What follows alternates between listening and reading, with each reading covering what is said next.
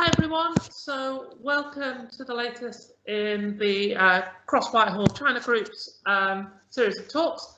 If everyone could turn off your cameras, that would be helpful, just because when we do the video, people do end up being on the camera, on the video, which they may not want. So great. And so I was just going to introduce another society that we're starting, which is the Cross-Government Korean Society. That'll be kicking off next week with a talk from the former British ambassador to South Korea, Charles Hay.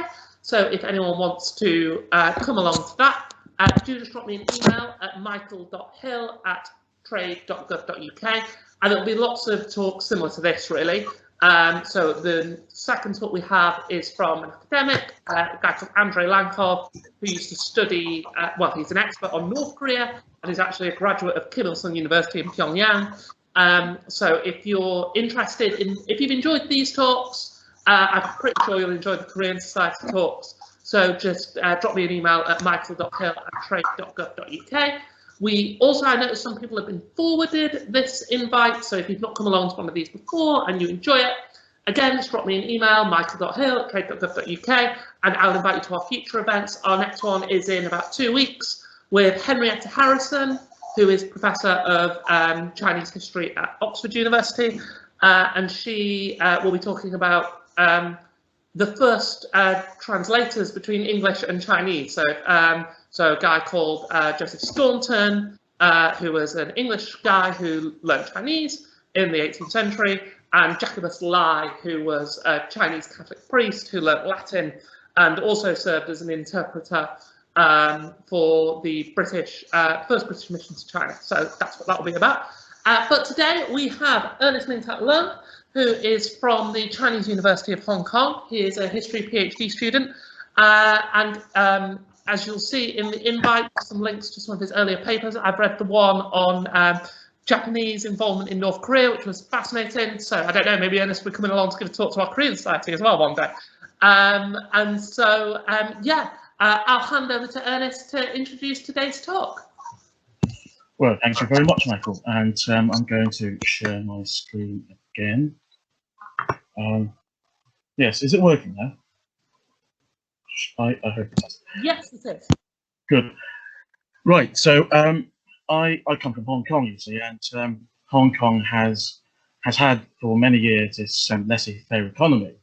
And as a history student, I was always interested in the other economic alternatives, you see.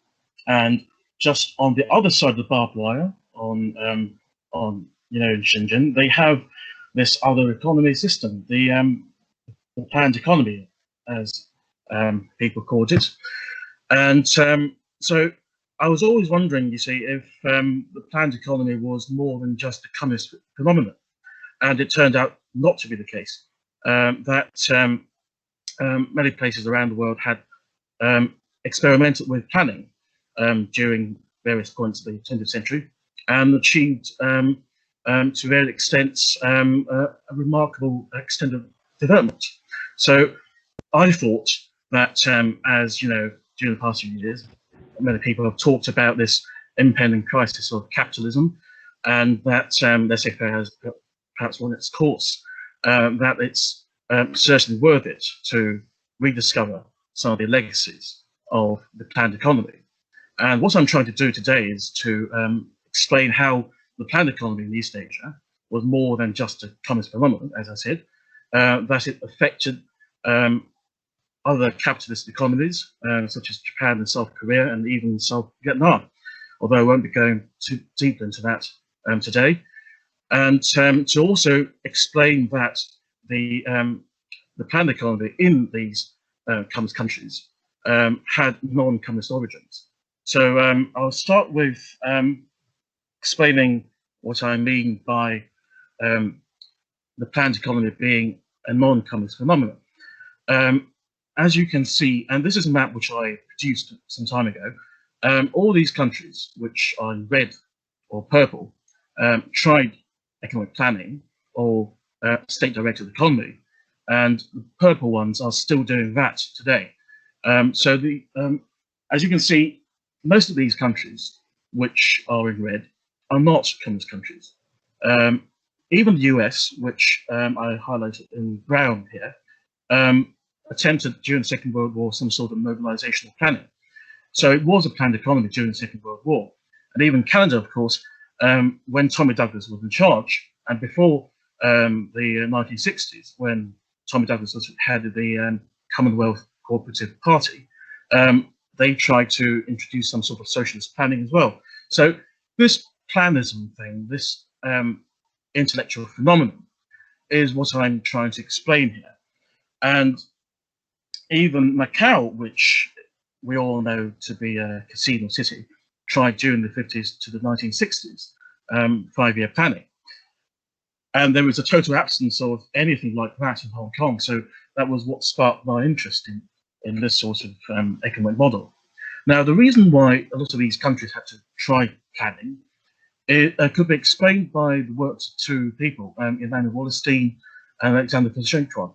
Now, Wallerstein explained that countries around the world are organized in a sort of world system where you have core countries where the surplus flow towards, and you have the periphery, which is where the surplus is extracted from.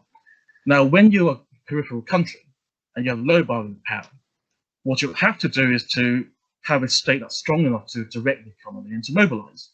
And Koshenko, back in the 1950s and 60s, and he was from Tsarist Russia, and he settled in the US.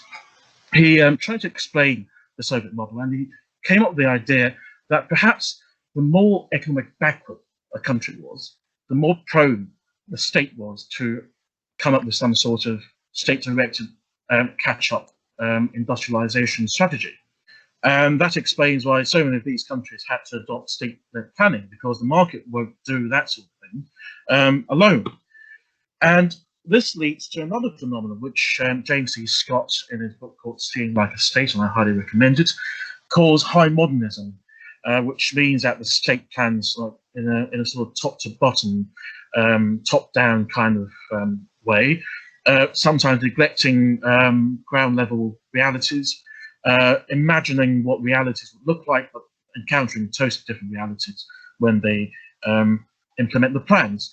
And what you see here on the right is actually what the artists would have drawn of the Manchurian collectives back in the 1930s, when they imagined Japanese farmers emigrating to Manchuria.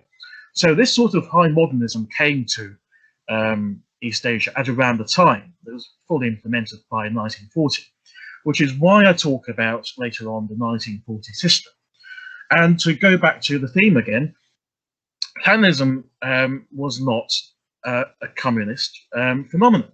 It was highly associated with the left, but it was always meant to be implemented in the sort of situation where you would not have full communism, nor would you have full capitalism.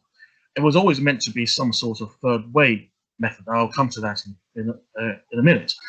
And as Denis Xiaoping said, the planned economy does not equate to socialism. Planning exists under capitalism. The market economy does not equal capitalism, and socialism has markets.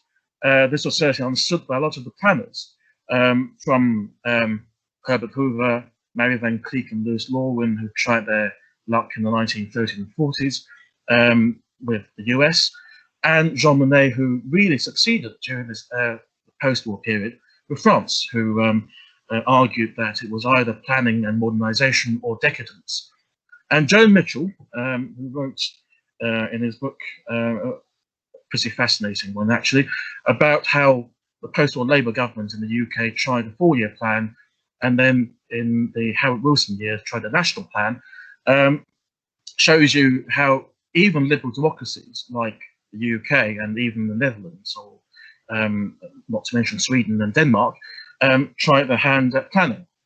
And the World Bank, which is now known to be a neoliberal bastion, also promoted planning during the 1960s. And Albert Watterson wrote many books which describe planning experiences and failures in various third world countries. So Planism, I borrowed this term from a person called Henri de Monts, who was the Belgian Labour leader during the before the Second World War. So Henri de Monts basically argued that, contrary to what his superiors in the Labour Party used to be arguing, that there should be some sort of social revolution, Henri de Monts basically argued that it was possible to have a planned economy together with the establishment, which is the establishment that they're trying to overthrow. And they took this collaborationist method to the end, and by the 1940s he was collaborating with the Nazis. However, he did have a legacy in post-war social democracy. As a result of that, the Belgians and the Dutch began to realize that it was possible to phase in planning despite not having a social revolution. So what they were trying to do when they phased in planning was something that they called planification.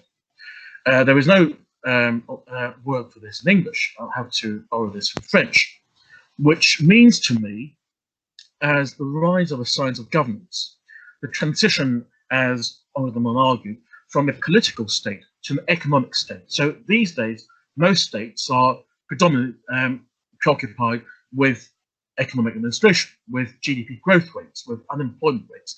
That was not the case back in the 1920s or even before, which shows you the extent of change that people like Henri de Monts actually brought to day-to-day governance around the world.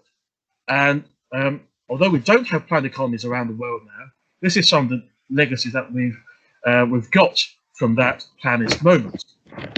So the 1940 system was a term that was devised by Noguchi Yukio, who was a Japanese scholar. And I'm trying to remarxianize this term. So it would mean to me a combination of three things. You would have to have a planist ideology implemented by a planning body, which Noguchi Yukio and others call an economic general staff. You would have to have this implemented by a private agency, some sort of industrial ministry, for example. And that process would be called planification, which is to allocate resources and to try to direct investment according to a plan. And at the end of that, these two processes, you would have something called state monopoly capitalism, which is where the state has or tries to control the rate of extraction of surplus or the rate of accumulation, despite not having everything under public ownership.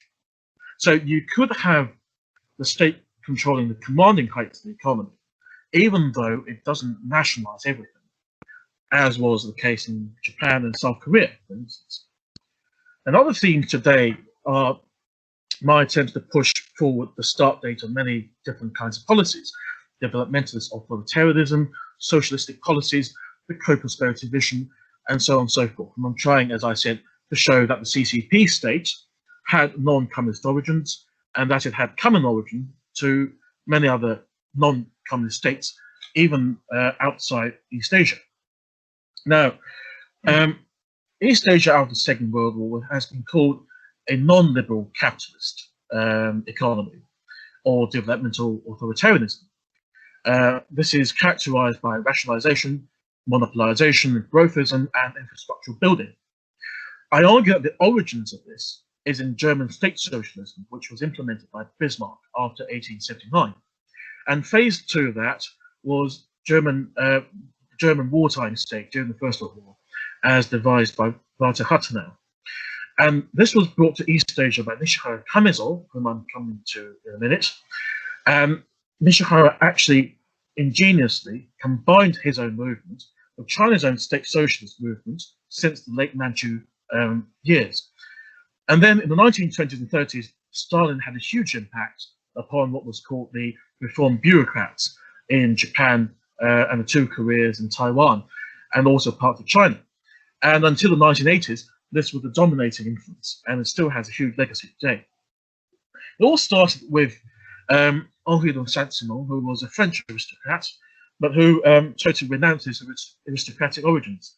Now, Henri de Saint-Simon fought in the US during the American Wars of Independence, and he was acquainted with Alexander Hamilton, as well as Marquis de Lafayette, whom, as we know, was a revolutionary in both France and the US. And the Saint-Simonians tried to support Lafayette during the 1830 French Revolution and wanted him to be a sort of social dictatorship. So had he succeeded, we would have had a governmentalist dictatorship in France as early as 1830. Now, Saint-Simon's main argument was that society should be run by productive classes rather than nobles. He also argued that should this revolution be materialized, the world could be linked up with infrastructure via the Suez and Panama Canals and so on, and there would be an all-labouring planned industrial society. Now, when he died, his movement split into left and right. Constant Picker advocated a totally planned economy based on production targets for each province in France. The Saint-Simonian right became the elites under Napoleon III, and they were called they were mostly the Perret brothers, who were the founders of the Crédit Mobilier. Now, before the Crédit Mobilier, banking systems were geared towards financing short-term investment. Perret brothers thought that it was not going to finance railways and canal construction, so they found their own bank and started something called industrial finance. So even when the Crédit Mobilier failed, this model was taken up by other banks, such as the Rothschild, and implemented across continental Europe. And then Friedrich List, who was also a friend of Alexander Hamilton's, and he was also brought to the US by Lafayette, based on Hamiltonianism, which was a model based on protectionism geared towards consolidating the economic independence of the newly founded US. Friedrich List brought this back to Germany and argued that the state should be concerned not with the accumulation of wealth, as Adam Smith was arguing, but with the accumulation of productivity. And he argued for a German customs union, which would be expanded to encompass most of Central Europe and even the Ottoman Empire, which he called the Mitte Europa. In 1879, Bismarck adopted these ideas, along with those of Constant Picker and Ferdinand Lassalle, and he called it state socialism. Or shall I say, he called it socialism. He called himself a socialist statesman, but he was not referred to as a socialist by any self-respecting socialist group. They called him state socialist. But however, Bismarck became successful. So state socialism became a byword of a successful catch-up industrialization policy, which also incorporated very early forms of social welfare, such as workers' insurance. And this was translated into Japanese and Chinese by the end of the 19th century by people who were opposed to laissez-faire policies in Japan.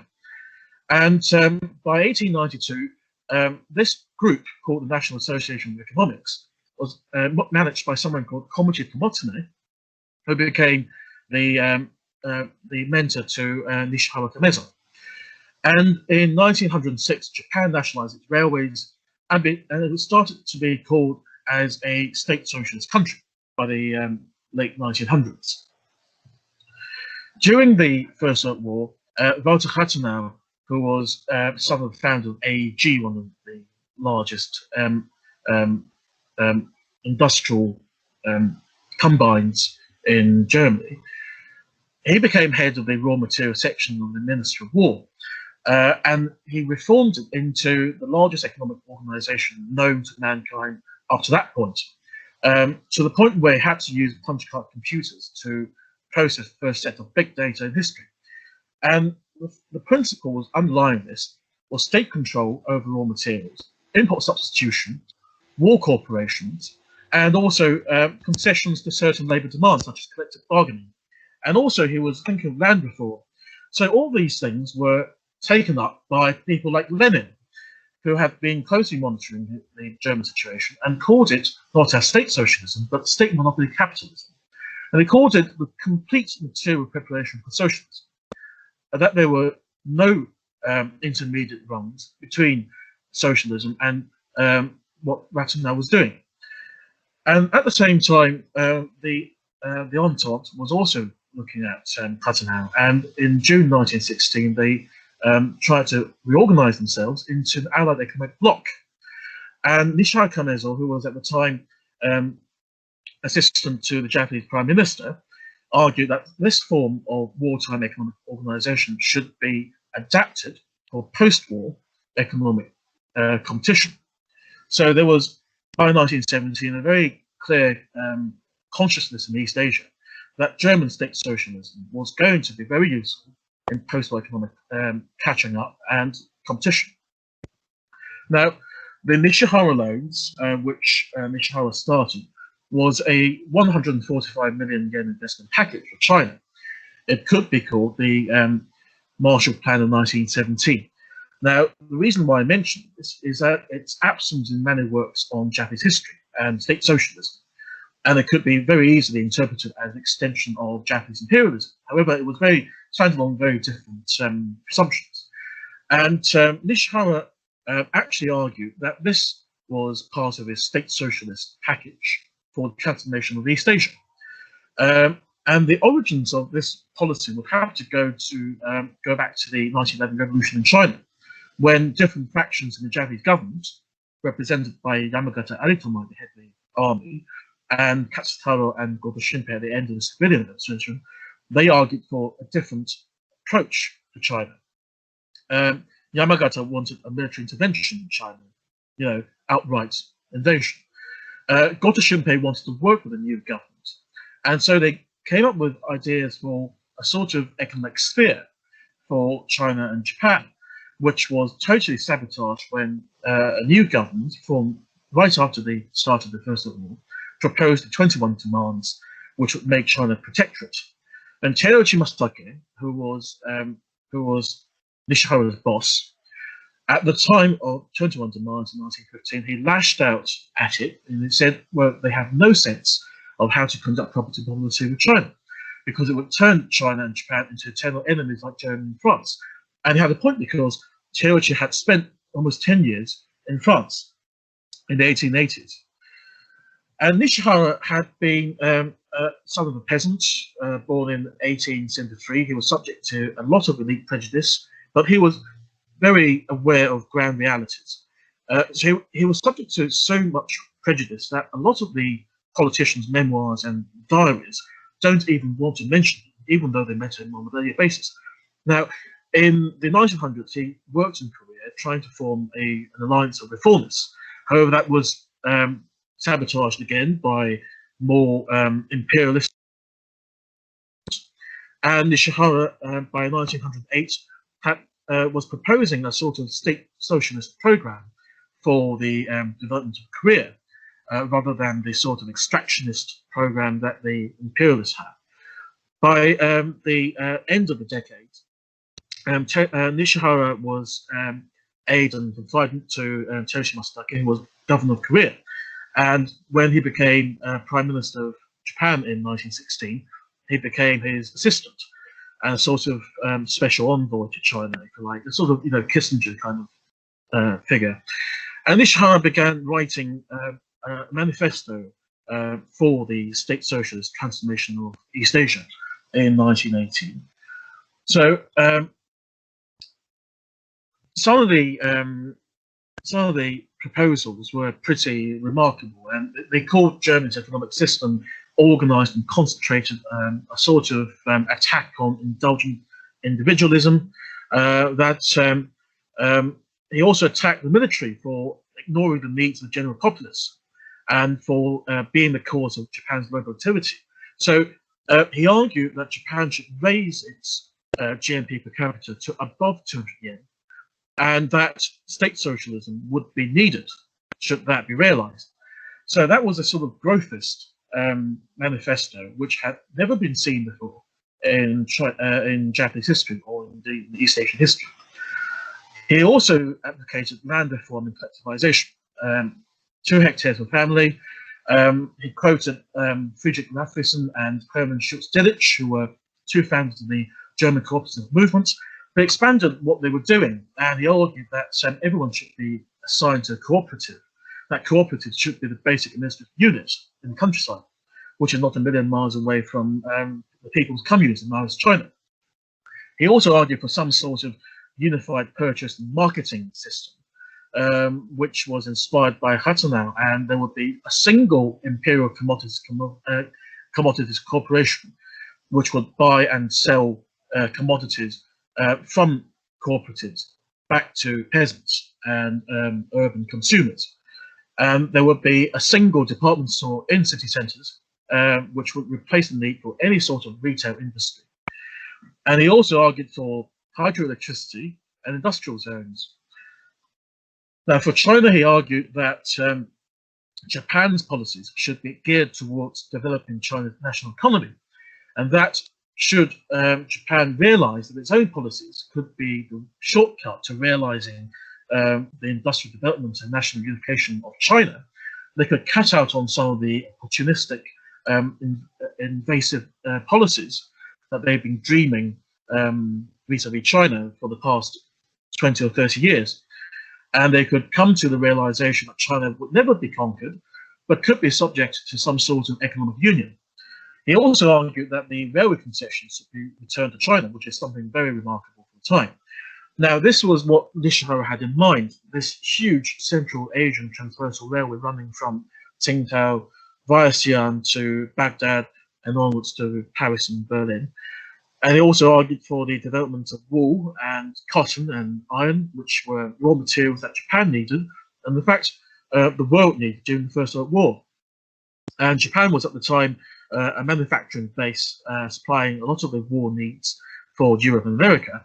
So worldwide raw material prices were ridiculously inflated.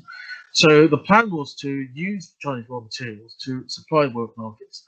And Chinese technocrats who have been influenced by state socialism of the Bismarckian variant were also particularly encouraged by Nishihara's constructive arguments. Liang Qichao, for instance, who a lot of people know as being a late Qing constitutional monarchist, but not so much as a state socialist, have been arguing since the 1900s that the state should be interfering and coordinating trusts. And Yang Du, who was a fellow constitutional monarchist, was also arguing for economic militarism to prevent socialist revolution. So by 1911, there was an attempt at railway nationalization by the Qing government, which failed, and it ignited the revolution in 1911. However, Liang himself called that railway nationalization policy the most moderate of economic policies. It's just that it was Manchus doing it, not legitimate Chinese government. And right after the revolution, even Sun Yat-sen and other Republican politicians were arguing for the continuation of the railway nationalization policy as the cornerstone of the state socialist policy. And Peiyang leaders, such as Zhou Xuxi or Zhang Jian, were also arguing by 1912 and 1913 that state socialism was going to be the cornerstone of Peiyang economic policy. So by 1917, when Nishihara was proposing all these policies, they had already formed a technocratic corpus in China, which was not very large, but it did comprise of geologists who were trained in Europe. And they made various proposals for such as the steel industry. And they turned to Japan for loans, having known that America was not going to supply any of the finance. And they came up with a plan for the National First Steelworks of the Republic of China, which fell through, unfortunately, when the Japanese military was trying to set up a sort of proxy war in China between the northern and southern forces. And so all of the money that Nishihara was lending to the northern governments had to be spent on the war with the south, which the army was supporting. So during the North-South Civil War in 1917 to about 1920, the North was inspired by something called the organic state theory, which was formed by a person called Johann Caspar Bluntschli, a Swiss-German jurist. And that had been translated and introduced to China by Liang Qichao himself. So Liang Qichao was basically the origin of both state socialist economic policy and state statist theories for the organization of the state. And by 1914, he was arguing for a sort of central core class to lead the country, which was going to be the Mandarin literati, which had been displaced by the 1911 revolution. He formed something called the Republican Party, which became the Progressive Party, and he said that party members are going to be banned from free action, and that the citizens of a nation should be part of the national machinery, and members of the party should be part of the party machinery. And then he stipulated the party would have something which we now know as democratic centralism, which would be comprised of freedom of discussion followed by disciplined action. And he also argued that Germany would win the First World War, for the whole country was part of a state machinery. That was the basis for the Anti-Club states, which Nancy Chow took part in forming during the 1917, what I would call the corrective revolution, when they stopped an attempt at restoring the Manchu monarchy. And the Anti-Club was basically China's first single-party state, formed upon the basis of the principles that I've just described. And it was described that at the time that only when something was decided by the Club Council would it be submitted to the Parliament, and everyone would only rub the stamp that Club Council decision. However, this was also the origin of the developmental states in China. For example, they built a whole new model new district in Peking, and they formed various industrial proposals, including the one which I've just mentioned, the one for the steelworks in Nanking. And so these proposals would have been, they were never called as such, but they would have been China's first 5-year plan. And by 1919, when the naval movement happened, the Anti-Club realized that they would have to reform itself into a socialist party. So I have to apologize for this being a bit wordy here, but basically they passed China's first labor protection ordinance, which was the first law on labor rights in China's history. And in fact, in East Asian history, because they were in a competition with Japan at the time to come up with the first labor protection legislation. And President Xu Shichang, by 1920, was arguing for the total corporatization of the country, and that would form a cartel of national banks, which would provide internal financing through prefectural level peasant worker banks to the cooperatives. And there would actually be a national electrification policy, also driven by hydroelectricity. So had they not been overthrown by other warlords in 1920, had it continued in the 1920s, it could have been China's first social democratic state. Nishihara did not succeed in 1917. However, he did influence a lot of the Planists, which did have an influence on Japanese actual policy in the 1930s, such as Inukai Tyoshi, who actually formulated Japan's first 5-year plan without it actually seeing materialization. But when Takashi Koikyo, who was his finance minister, carried on with the content of the 5-year plan without calling it such, he became known as Japan's Keynes before Keynes. And this provided a smooth transition towards National Socialism, which was advocated by a lot of the left-wing groups which had a right-wing turn during the 1920s and 1930s. And even the imperialists, the Imperial Way faction, for instance, had a Planist moment. And there were left-wing groups such as the Social Marxist Party, which later allied itself with the army. And various Marxist economists also allied themselves with the militarists in an attempt to overthrow what they called the Euro-American hegemony upon Asia, the European colonists, and the American variant of imperialism. And by the 1930s, when Manchukuo had been formed in Manchuria, it became, in fact, the refuge for a lot of left-wing activists in Japan who were suffering from a lot of persecution. For instance, Sato Daishiro, who was a member of the Communist Youth League in Japan, escaped to Manchuria. And there he found employment in what was called the South Manchuria Railway Investigation Division, which was a sort of brand corporation for Japan at this time.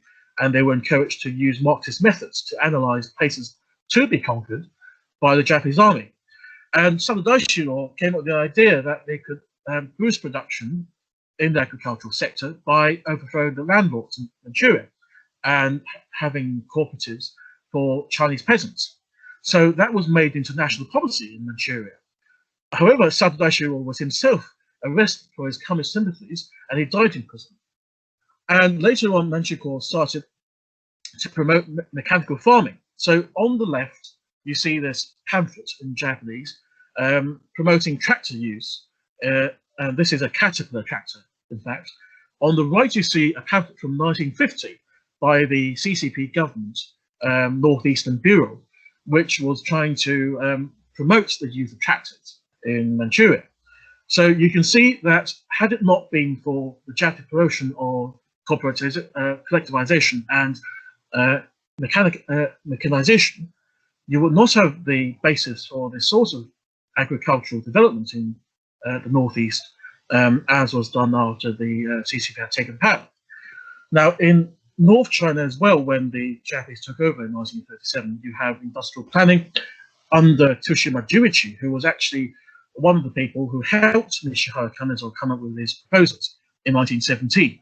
And they came up with various 5-year plans, which were carried out to various degrees of success in North China. It did transform the industrial sector in North China, and it did make North China a sort of heavy industrial base, which greatly helped, together with Manchuria, the CCP liberate the rest of the country by 1949.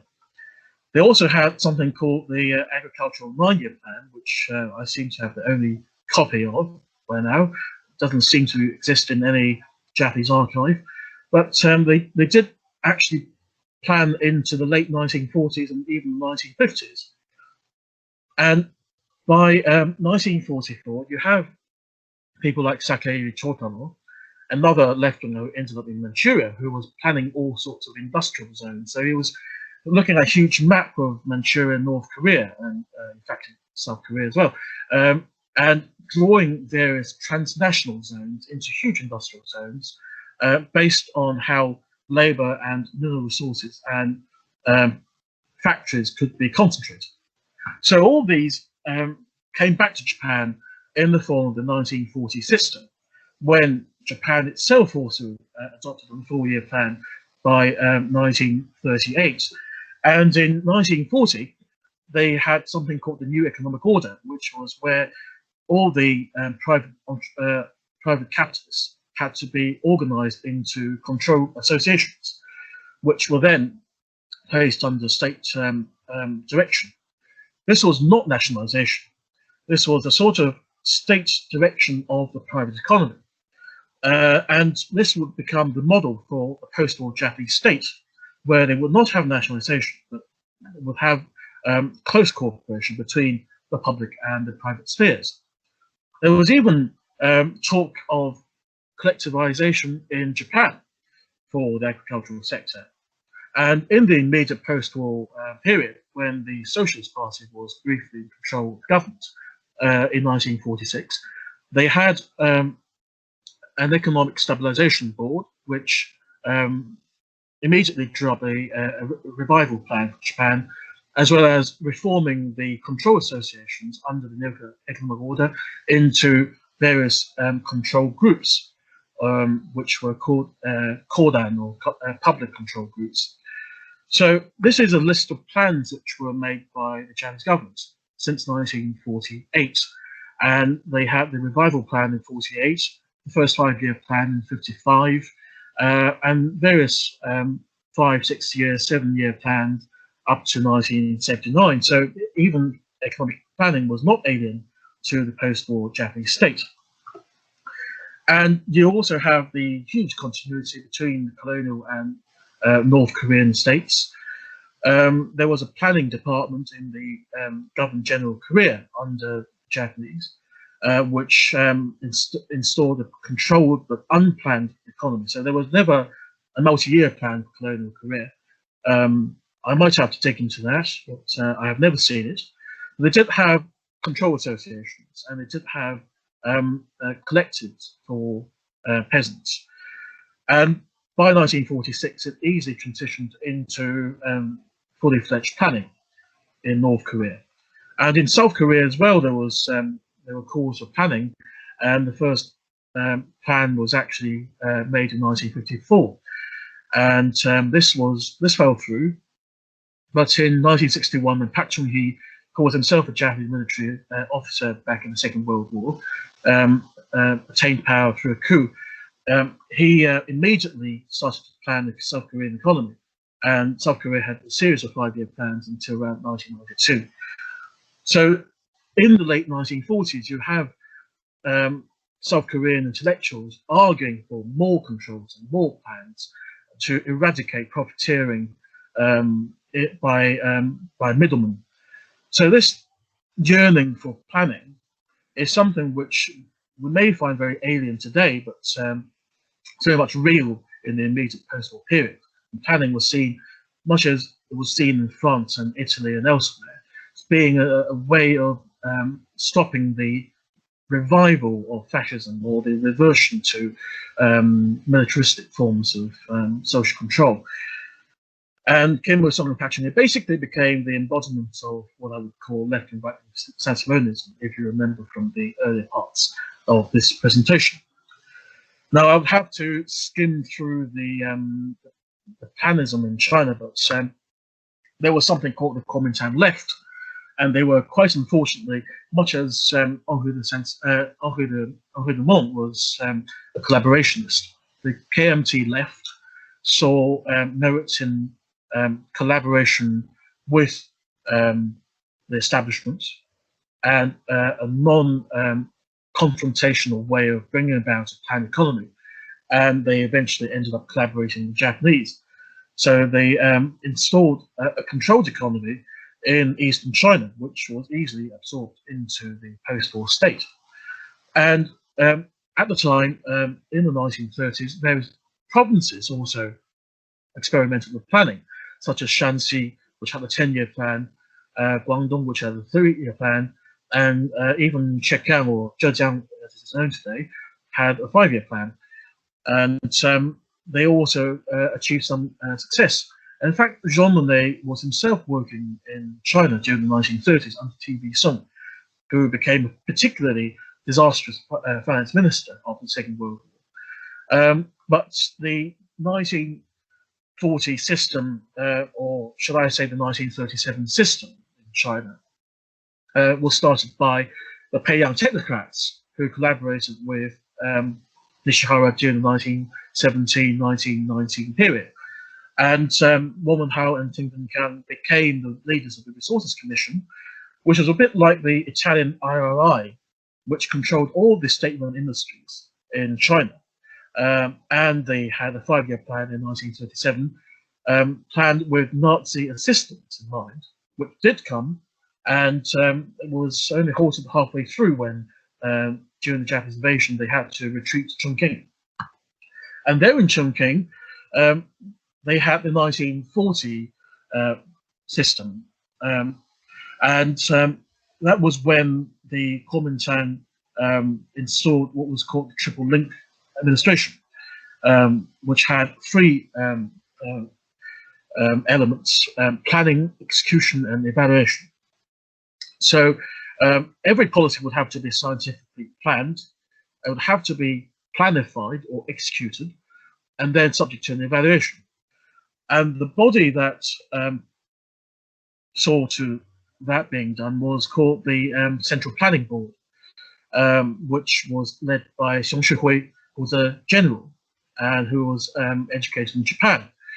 His deputy was Franklin Ho, who studied in the US, and they argued during the Second World War, when the Central Planning Bureau had all the time it had on its hands to plan for the post-war period, that After the Second World War, China would have a plant-free economy, which was their way of calling a third way. Now, a plant-free economy, according to Franklin Ho, when he was interviewed in the 1970s, was meant to be an alternative to planning in the full sense of the word. However, according to documents from the 1940s, it was meant to be a step towards full planning. So when in 1944, 1945, they came up with the first 5-year plan for post-war reconstruction. It was subject to a lot of hope and speculation, in fact, but it was all dashed when TV Song in 1946 just opened up the markets, and there was an economic crash, and Kuomintang simply lost a civil war. Now, a side facet to that was all the metro planning. Various cities around China during the 1940s were planning for metro systems, including as far as Changchun in Manchukuo, which was Changchun being the capital of Manchukuo at the time. Seoul was also planning a metro system since 1939, and the Kuomintang was planning a metro system in Chongqing even after the Second World War, with its Chongqing 10-year plan. So this is a side facet to the Planism and the high modernist movement that swept China during the Second World War, when they all saw that controls were going to be the future, and laissez-faire was going to be swept into the dustbin of history. It was to be blamed for all the ills of China before the Second World War. So the Resources Commission and the Central Planning Bureau started to plan for the post-war period, and they expanded upon all sorts of plans that the Japanese made during the Second World War, including for electrical grid in northern China, and they expanded the locomotive works in Manchuria. And in fact, they took over a lot of the Japanese technocrats who stayed in Manchuria, such as Takasuke Tatsunosuke, who was head of the Manchurian Heavy Industries Corporation. And as you remember from the list of Japanese plans, he was one of the leaders of the Japanese Economic Planning Board in the 1950s. So in 1949, 90% of the Resources Commission defected to the PRC, because most of them had socialist inclinations anyway, due to all the planning and the bent towards state controls and direction. And even when they went to Taiwan, they tried state socialism, and Chun Yi, who was blamed for having started the February 28th instance in 1947, and all the repression that that was imposed upon Taiwan after 1947, he saw that spun out of control because of his attempts at implementing state socialism inspired by Germany, he himself having been educated in Germany and in Japan. So these are some of the Resources Commission staff who went to Taiwan and became Prime Minister or Minister of the Economy. Whilst I should just skip Yan'an attempts at planning, and the Northeastern People's Government, which inherited Manchukuo, easily transitioned into a planned economy as North Korea did, because it retained a lot of the statistical staff and the technical staff who were Japanese. And in fact, they were so successful at doing that Gao Gang basically argued that there was no point in redistributing land to the peasants. All that would be needed was to corporatize them. And Mao actually argued on that basis that there was also no point in maintaining that passing land policy, that they would simply be conducive to socialism if they went into the collectivized stage. So there was a huge argument between Gao Gang and Liu Shaoqi during the 1950s, which ended up with Gao Gang committing suicide. However, that policy was basically carried on by Mao through to the Great Leap Forward and afterwards. So when Gao died, but his policy basically became CCP mainstream. And I would argue that as a result of Manchukuo and northeastern people's government efforts at statistical governance, you had the first instances of statistically driven scientific governance in China, with all these tables compiled by a team under Chen Yun, who still governs China's economy during the 1980s. So, so the whole matter came full circle in 1962 when Yao Chengzhu, who was CCP leader, wwho was educated in Japan, signed this LT trade memorandum with Takasaki Tatsunosuke and revived Sino-Japanese trade. And at the same time, Japanese trade with North Korea was also revived. And that was because the Japanese Prime Minister at the time, called Ikeda, was actually a friend of Nishihara's and had been under his immense influence through the 1950s. So the whole reapproachment, or shall I say rapprochement, policy with the continent was a legacy of Nishihara's policies in the 1910s. And this 5-year planning, which led to the Great Leap Forward, which in fact was, rather than the result of planning, was actually the suspension of planning, led to a readjustment period in the 1960s when Bo Yibo, who, as you know, was the father of Bo Xilai, spearheaded the policy of trying to reorganize the economy on the basis of national corporations, on the model of corporations in the West, such as Westinghouse and Mitsubishi and so on. Now, in the 1980s, Arisa Hiromi, whom you might remember from the 1930s, being one of the Marxists who helped the military in Japan form its economic planning, donated all of his book collection to China, or 20,000 volumes. And through to the 1990s, this Manchukuo experience still had a legacy when you have to remember that a lot of the CCP bureaucrats in the Northeast were educated under Manchukuo.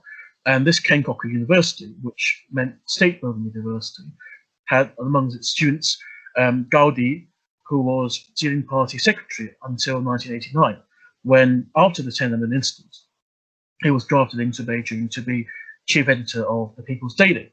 He was seen as being more socialist than the people whom he replaced, who were under Zhao Ziyang's direction.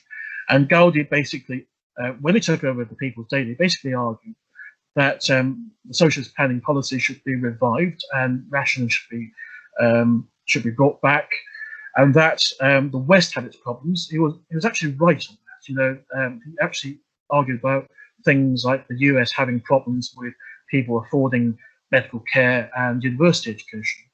But he was replaced also again by Deng Xiaoping in 1992 when he was standing in the way of further reform. So that Manchurian legacy, that state socialist legacy, is still prominent in China up to 1992. And even in Burma, which sent a delegation to Manchuria during the 1940s to inspect its planning. And so after the reform and open up period started by Deng, some of the people who advocated giving loans to China to help its reforming and opening up policies were actually in the Nishihara circle, or indirectly influenced by Nishihara. So that brings our lecture to an end here. Thank you very much for listening. This is how Planism and state socialism basically was the story of East Asia from around 1890 to 1990. Thank you very much. Thank you very much, Ernest. And a few people have asked already. I'm sure the answer is yes. But would you be able to, if you just email your slides to me, I'll be able to share them around with everyone afterwards. Okay, great, thank you. So I'm going to open up the floor for questions. So if you have a question, just put your hand up, and I'll hand over to you, or just type something in the chat. But I might go first, if that's all right. Okay. So you mentioned the Great Leap Forward is basically an anti-planning ideology. Yes. So what were the, and you mentioned also like partially it was in response to Mao being upset at cuts in growth targets in response to overheating. Could you just talk a bit more about that? Because I just find that interesting. Yes, so if I remember correctly, in 1957, in 1956, they were having, they realised that some of the economic growth targets had been inflated, and they knew that the economy was heading towards overheating. So they tried to, have a sort of deceleration, if you like, in 56. And then in 57, and it became sort of obvious to Mao by 57 that there might be a third world war. So he understood that China would have a very short period of time to actually catch up with the sort of industrial level needed to defend itself in a third world war. So he asked his technocrats to come up with reasonable targets, and they came up with a target of surpassing Britain in terms of steel production in 15 years' time. Now, that was totally reasonable because China did eventually surpass Britain in terms of its steel production in 1973. Of course, Britain had declined somewhat by then, but the point is, sorry, I'm trying to right. The point is, by 1950, late 1957, early 1958, some of that reasonable catch-up targets had been discarded. Someone just realised that China would have to catch up in 3 or 4 years' time if it was to really to prepare for that Third World War, which could come at any time. And when the Soviet Union broke up with China, that was an even greater possibility. So instead of catching up in 15 years' time, it became 3 years' time, then 2 years, and then a couple of months. So it was all irrational by then, and this is not planning. This is just, as we say in China, you pat yourself on your head and come up with something that looks like a figure or a plan. That isn't a plan. There was no content to how possibly China could catch up in 3 years' time. So that's my understanding of the question. Great, thank you. And I was just wondering, because I don't know if there's a guy called, I forgot his name. He's a South Korean economist called Kim Byung-yeon, I think, who writes about the North Korean economy. And he basically argues that North Korea does worse than most other communist countries because of their failure to follow the plan, and basically argues the on-the-spot field guidance where Kim Jong-un or whichever of the Kim families in charge at that moment go around. Yes. The investment follows them around the country rather than following the plan. I don't know if you're familiar with his work. I know you've written about North Korea before. Not particularly with this particular economist. I'll have to look into it. But Kimo Mitsuhiko had called North Korea a planless command economy, which I think makes a lot of sense. It has a semblance of a plan, but it doesn't really know how to what to pursue anymore. You see. So back in the 1970s, I recently come across a piece of information that North Korea basically gave up planning in earnest in around 1980, 1981, after 1980 Party Congress. I would have to look into the reasons why, but even then, you see, North Korea was still saw itself as being way ahead of South Korea. Of course, it had its own inflated estimations of how it was doing. So there was no question that North Korea was doing better than South Korea until sometime around 1968 to around 1974, depending on which source you're looking at. So, given had I been a leader of North Korea and not knowing really how to upgrade my economy beyond the heavy industrial phase, and not understanding the importance of the whole electronics or semiconductor phase, I would probably have nothing to pursue in the early 1980s. But then, of course, North Korea did have some sort of electronics industry. It was just very poorly developed. And by the time the 90s came and the shock of the loss of Soviet oil imports struck North Korea, and North Korea was in fact the most mechanized agricultural sector in northeastern northeastern Asia for a very long time. It had a grid that was highly dependent upon oil. It had tractors that were highly dependent upon oil and pumping stations as well. These were heavily struck by the loss of Soviet oil, and that was how the whole country basically fell apart in the early 1990s. Great, thank you. That was really interesting. So there's a couple of questions in the chat. So there's one from Z here.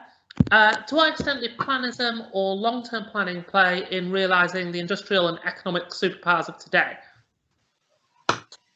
I think a very simple answer would be that none of these East Asian economies, which I've just described, could have arrived at the sort of advanced economies that they were without that planist phase. Now, economic plans in South Korea continued until 1992. They continued till around 1986 in Japan. And needless to say, China still now practices some sort of economic planning, even though it's a much less planned economy compared to the past.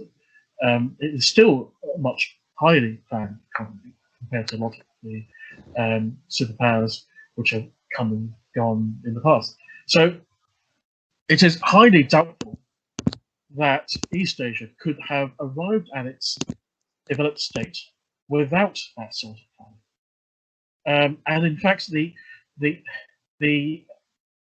alternative scenario is a what if. Had East Asia not embraced planning, would it still have been able to arrive at this developed stage? But that's something which I can't go into as a historian. There are no what ifs in it. Thank you. Great, thank you. Oh, no, not good. So we've got another one here. So basically, do you have any theories as to how? Do you have any thoughts on how anti-planning theories and a general suspicion of state planning took hold in the West? And especially as well, like with developments in computation, artificial intelligence, the idea that it's too complex to plan is perhaps becoming making less sense. Do you have any thoughts on basically how that ideology took hold and whether that might change in the future? The rise of planning during the First World War had much to do with the vast improvements in statistical management and processing and collection. So countries were not particularly interested in collecting statistics before the mid-19th century. And even then, they were not particularly well at processing all that statistics. So, as I said, it was during the First World War when Walter Rathenau was in charge of the raw material section, which ran the German wartime economy, when he came up with the idea of using punch card computers to organize that huge amount of data he was flooded with. So, so I think the whole matter has come full circle. You see, during the mid-20th century, statistical computation methods, for example, linear programming, were developed by Soviet colonists. Of course, they were developed by American colonists as well, but they were developed in parallel by Soviet colonists.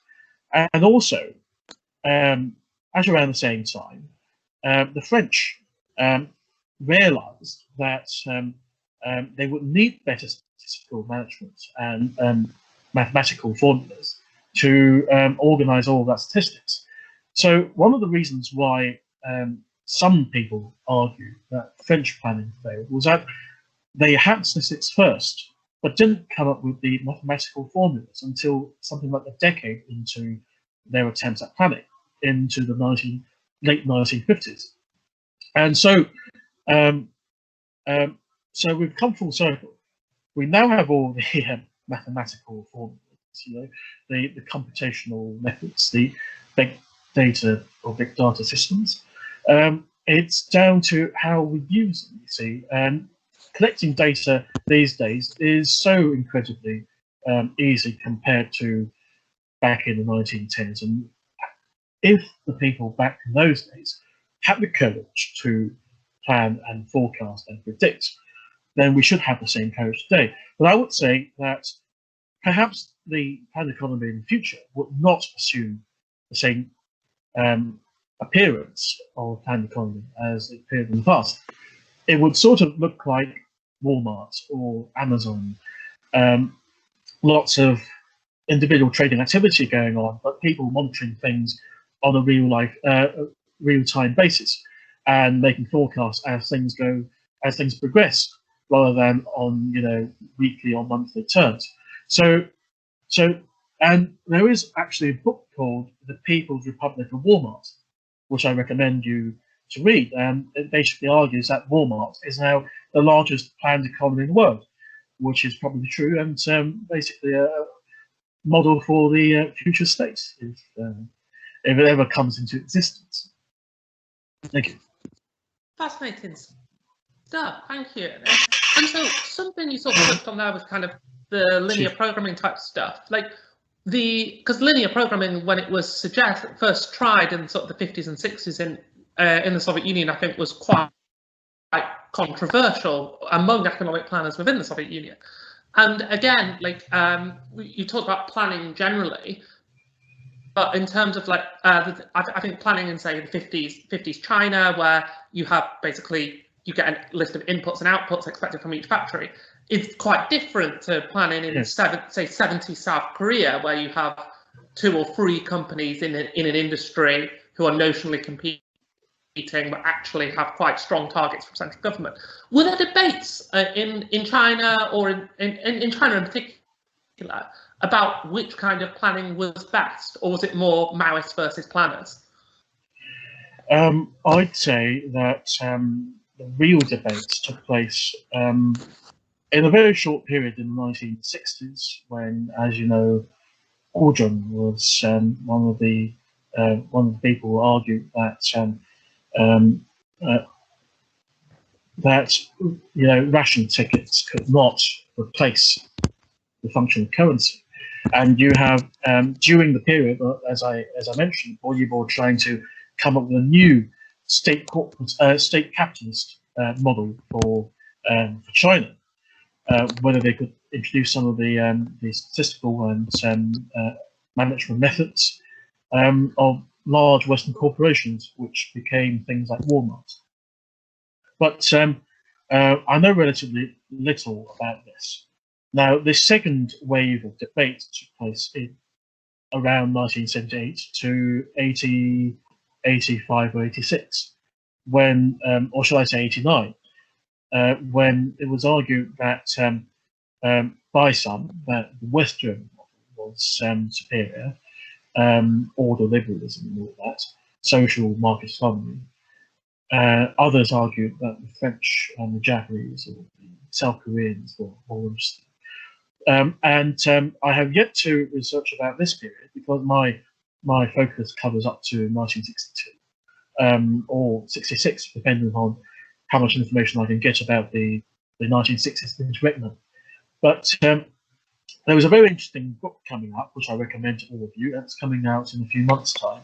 It's by Isabella Weber, and it's about how China escaped the shock therapy.